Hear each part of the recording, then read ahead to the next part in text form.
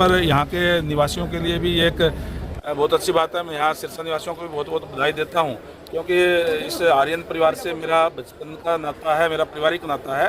और मैं स्कूलों के अंदर पहले भी मेरा जाना हुआ है, जहाँ स्कूलों के अंदर अच्छी पढ़ाई के साथ साथ बच्चों के चहुमुखी विकास के लिए खेल में भी, कल्चर एक्टिविटी के अंदर भी, स्टेज पर कैसे परफॉर्मेंस की जाए, इन सभी बातों के ऊपर ध्यान दिया जाता है।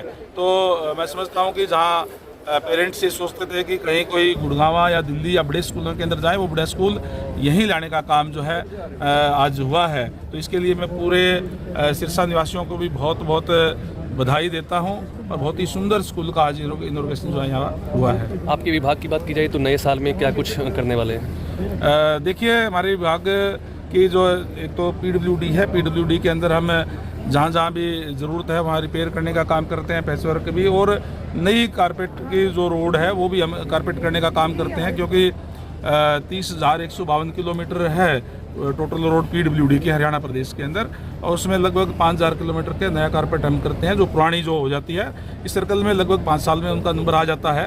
तो हमने क्वालिटी पर विशेष ध्यान दिया। हमने अधिकारियों से, मैंने डिपार्टमेंट संभालते ही कहा कि क्वालिटी के साथ हम कोई समझौता नहीं करेंगे, अच्छी क्वालिटी की रोड हम बना करके लोगों को देने का काम करेंगे, प्रदेश के लोगों को।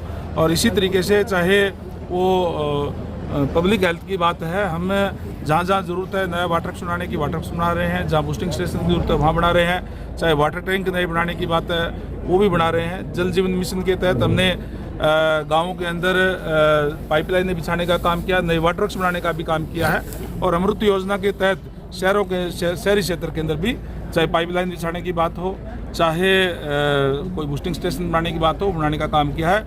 जो हमारे देश के यशस्वी प्रधानमंत्री नरेंद्र भाई मोदी जी का नारा है कि हर घर में नल और नल में स्वच्छ जल, उसको साकार करने का हम पूरा प्रयास अपनी तरफ से कर रहे हैं। सर, बारिश के मौसम में सरकार दावा करती है कि करोड़ों रुपए के प्रोजेक्ट लगाए जाते हैं, लेकिन धरातल पर होता भी ऐसा, लेकिन पानी की निकासी नहीं हो पाती। सिरसा की बात की जाए या गुड़गांव की बात की जाए तो बड़े बड़े शहर भी जब बारिश होती है तो डूब जाते हैं। देखिए, इसमें कहीं ना कहीं मैं समझता हूँ, जितना मैं समझ पाया हूँ, डिपार्टमेंट की एक कमी जरूर रही है कि जिस तरीके से आगे का अगर हम विजन लेके चलते हैं तो ये समस्याएं नहीं आती। जब आबादी जितनी होती है उसी के हिसाब से वो जो कोई हम प्रोजेक्ट अगर बना देते हैं तो आने वाले समय में आबादी बढ़ती है तो उस पर दिक्कत परेशानियां आती है। हमने कहा है अधिकारियों को कि जब भी कोई भी सरकार जो है, कई बार जो आउटर कॉलोनियाँ हैं और है उनको लेती है, तो मान लो एक कॉलोनी के अंदर 1,000 प्लॉट है, बने हुए 250 मकान है, तो 250 के हिसाब से प्रोजेक्ट ना बनाए, पूरे कॉलोनी जब डेवलप होगी और उसके अंदर आबादी आएगी उस हिसाब से बनाएंगे तो ये दिक्कत परेशानी नहीं होगी। फिर भी हम इन समस्याओं को दूर करने के लिए सुपर स्क्रीन मशीन भी खरीद करने का काम कर रहे हैं, और उससे आने वाले समय में ताकि दिक्कत और परेशानी उसमें ना आए। सर, सिरसा की बात करें तो लगभग 58 करोड़ का भी प्रोजेक्ट पूरा भी नहीं हुआ है। उससे पहले एक बूंद भी पानी के ड्रेनेज की यहाँ सिस्टम नहीं है। आप शहर के अंदर कहीं भी जा सकते हैं। 40 करोड़ की और डिमांड हो रही है। 40 करोड़ की और डिमांड क्या नहीं है? स्टॉर्म वाटर प्रोजेक्ट लगाया गया है। हाँ, वो अभी तक कामयाबी नहीं हुआ है सर। 40 करोड़ की और लगाया गया है। अगर मुझे अब पता नहीं कौन से प्रोजेक्ट की बात आप कर रहे हैं, अगर कोई इस टाइप की जो भी कोई प्रोजेक्ट आया है तो कई बार कोई रिवाइज किया होगा या और कोई आगे बढ़ाया होगा। नगर परिषद का ये बता रहे सर, पब्लिक हेल्थ का वो नहीं होगा। और इस टाइप का अगर है तो भी कोई वो तो कैलकुलेशन की चीज़ें हैं, कई बार कोई रिवाइज एस्टिमेट होता है और बढ़ाया जाता है काम, तो और उसके सर ये लड़ाई लगातार चल रही है नगर परिषद और जो पब्लिक हेल्थ है इनकी। सफाई का टेंडर कभी पब्लिक हेल्थ करवाता है, कभी नगर परिषद करवाता है।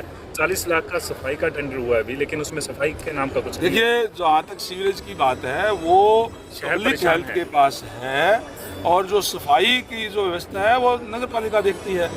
तो इसके अंदर तो कोई लड़ाई वाली या उसकी तो कोई बात है ही नहीं। शहरवासी परेशान हो रहे हैं। शहरवासियों को अच्छी सुविधाएं देगी भारतीय जनता पार्टी की सरकार है, चिंता करने की। निकाय चुनाव के लिए क्या कुछ तैयारियां हैं? पूरी तैयारी है निकाय चुनाव की, और जल्दी ही जैसे स्टेट इलेक्शन कमीशन निकाय चुनाव की घोषणा करेगा, हम पूर्ण रूप से तैयार हैं। आज माहौल भारतीय जनता पार्टी के पक्ष के अंदर है। जहाँ जहाँ भी निकाय चुनाव हमारे होंगे, निश्चित तौर पर भारतीय जनता पार्टी के उम्मीदवार जीत करके आएंगे। दिल्ली चुनाव भी आपको प्रचार करने के क्या स्थिति लग रही है? दिल्ली के अंदर निश्चित तौर पर भारतीय जनता पार्टी सरकार बनाने जा रही है, क्योंकि आम आदमी पार्टी की सरकार, जैसे आपको पता है कि कांग्रेस के करप्शन के खिलाफ उसका गठन हुआ था, और उसी कांग्रेस के साथ जहां उन्होंने लोकसभा चुनाव के अंदर हाथ मिलाने का काम किया, वहीं उस करप्शन के अंदर भी वो लिप्त हैं, चाहे केजरीवाल जी हैं, चाहे उनके मंत्रीगण हैं, और दिल्ली की जनता अपने आप को ठगा हुआ महसूस कर रही है।